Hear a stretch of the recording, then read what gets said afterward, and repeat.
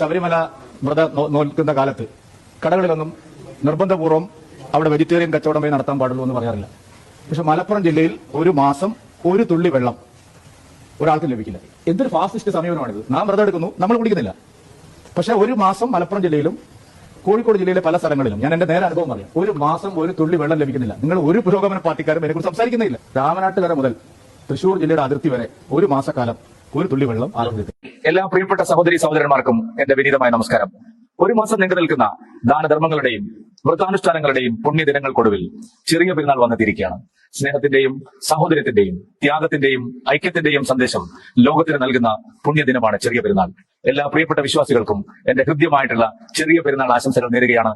നല്ല നാളെ, ശുഭകരമായ നാളേക്കായി ജഗദീശ്വരനോട് പ്രാർത്ഥിക്കുകയാണ്. നിങ്ങളുടെ സ്വന്തം കെ സുരേന്ദ്രൻ. എടോ സുരേന്ദ്ര, തനിക്ക് നിലപാടെന്ന് പറയുന്ന ഒരു സാധനമുണ്ടോ?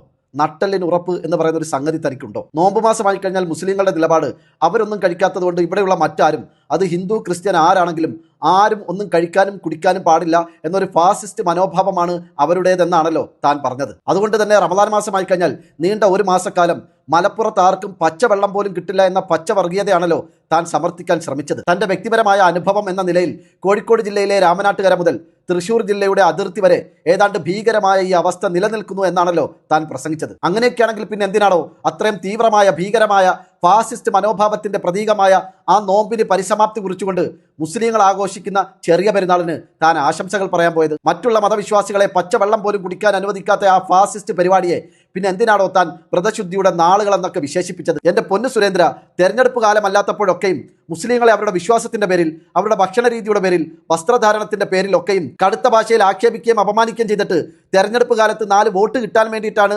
സുരേന്ദ്രൻ ഒരു മതേതരവാദിയായി ചമഞ്ഞ് ഇത്തരം പിപ്പിടി വിദ്യകളുമായി ഇറങ്ങിയിരിക്കുന്നതെങ്കിൽ ഒരു കാര്യം ഞാൻ ഉറപ്പിച്ചു പറയുന്നു, മഞ്ചേശ്വരത്തെ മുസ്ലിം എന്നല്ല, മതേതര ബോധമുള്ള പ്രബുദ്ധരായ ഒരു വോട്ടറും തനിക്ക് വോട്ട് ചെയ്യില്ല. ഹലാലുമായി ബന്ധപ്പെട്ട വിവാദങ്ങൾ ഉയർന്നു വന്ന സമയത്ത് മുസ്ലിങ്ങൾ തുപ്പിയ ഭക്ഷണങ്ങൾ മറ്റുള്ളവരെ കൊണ്ട് തീറ്റിക്കുന്നു എന്ന വർഗീയത, മനുഷ്യവിരുദ്ധത പച്ചയായി വിളിച്ചു പറഞ്ഞ ആളല്ലേ താൻ? ഹിജാബുമായി ബന്ധപ്പെട്ട വിവാദങ്ങൾ ഉണ്ടായ സമയത്ത് മുസ്ലിം പെൺകുട്ടികൾക്ക് അവരുടെ മതപരമായ അവകാശം, ഹിജാബ് ധരിക്കാനുള്ള അവരുടെ മതസ്വാതന്ത്ര്യം അനുവദിച്ചു കൊടുക്കണം, വകവെച്ചു കൊടുക്കണം എന്ന രീതിയിൽ ചർച്ചകൾ ഉണ്ടായപ്പോൾ, അങ്ങനെയാണെങ്കിൽ മൊല്ലാക്കമാർ പ്രത്യേകമായ സ്കൂളുകൾ നിർമ്മിച്ച് അവരുടെ മക്കളെ, മുസ്ലിം പെൺകുട്ടികളെ ആ സ്കൂളുകളിൽ പഠിപ്പിക്കട്ടെ എന്ന് ധിക്കാരത്തോടുകൂടി സംസാരിച്ച ആളല്ലേ താൻ? ആക്ഷേപിക്കുകയും പരിഹസിക്കുകയും ചെയ്ത ആളല്ലേ താൻ? എന്നിട്ട് താനിപ്പോൾ വലിയ മതേതരവാദിയായി ചമഞ്ഞ് കൈകൂപ്പി മുസ്ലിങ്ങൾക്ക് മുമ്പിൽ വന്ന് അവർക്ക് ചെറിയ പെരുന്നാൾ ആശംസകൾ പറയുന്നു അല്ലേ? സുരേന്ദ്ര, തനിക്ക് ഉളുപ്പുണ്ടോ എന്ന് ഞാൻ ചോദിക്കുന്നില്ല. കാരണം ഈ ഉളുപ്പെന്ന് പറയുന്ന സംഗതിക്ക് ജീവൻ വെച്ചാൽ, അതിലൂടെ അതിന് 2 കൈകൾ ഉണ്ടായാൽ, തന്നെപ്പോലെ ഒരുത്തനോട് ഉളുപ്പുണ്ടോ എന്ന് ചോദിച്ച കുറ്റത്തിന് അത് ചിലപ്പോൾ എന്നെ പൊതിരെ തല്ലും. ഉളുപ്പുണ്ടോന്ന് ചോദിച്ചിട്ട് കാര്യമൊന്നുമില്ല. തലക്കത്ത് ആൾ താമസമില്ലാത്തവരോട് എന്ത് ചോദിച്ചിട്ട് എന്താ കാര്യം?